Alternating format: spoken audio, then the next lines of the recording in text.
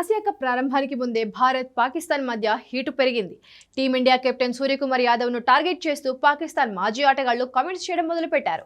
ఇరు దేశాల మధ్య ఉద్రిక్తత పరిస్థితుల దృష్ట్యా ఇండియా పాక్ మ్యాచ్ ఇంట్రెస్టింగ్ గా మారింది. ఈ హై వోల్టేజ్ మ్యాచ్ ముందు పాకిస్తాన్ మాజీ ఆటగాడు బజీద్ ఖాన్ భారత కెప్టెన్ సూర్యకుమార్ యాదవ్ పై కామెంట్స్ చేశాడు. సూర్యకుమార్ ఇప్పటివరకు పాకిస్తాన్ పై 5 మ్యాచ్లు ఆడి కేవలం 64 పరుగులే సాధించాడు. 12.80 యావరేజ్, స్ట్రైక్ రేట్ 118.50 మాత్రమే. పాక్ పై అత్యధికంగా 18 పరుగులు మాత్రమే చేశాడు. దీనిని ప్రస్తావిస్తూ అందరిపై పరుగులు చేస్తాడు కానీ పాకిస్తాన్ పై మాత్రం అసలు ప్రభావవంతంగా ఉండట్లేదన్నాడు. కారణం ఏంటో చెప్పలేమని, ఇది తమ జట్టుకు ఒక ప్లస్ పాయింట్ అవుతుందని వ్యాఖ్యానించాడు. అయితే తాజా ఫామ్ లో సూర్యకుమార్ బలంగా ఉన్నాడు. ఐపీఎల్లో ముంబై ఇండియన్స్ తరపున 700కు పైగా పరుగులు చేసి రెండో అత్యధిక రన్ స్కోరర్ గా నిలిచాడు. ఆసియా కప్ లో భారత్ తరపున విరాట్ కోహ్లీ, రోహిత్ శర్మ, రవీంద్ర జడేజా లేకుండా మొదటిసారి ప్రధాన టోర్నమెంట్ ఆడబోతోంది. 2024 ప్రపంచ కప్ విజయం అనంతరం ఈ ముగ్గురు ఆటగాళ్లు టీ20లకు గుడ్ బై చెప్పారు.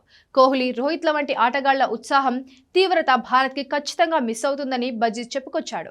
అయితే జడేజా లేని లోటు మరింత తీవ్రమేనన్నారు. అక్షర్ పటేల్ ఉన్న జడేజా ఫీల్డింగ్ తో పాటు ఆల్రౌండ్ ప్రతిభను భర్తీ చేయలేడని బజీజ్ విశ్లేషించాడు.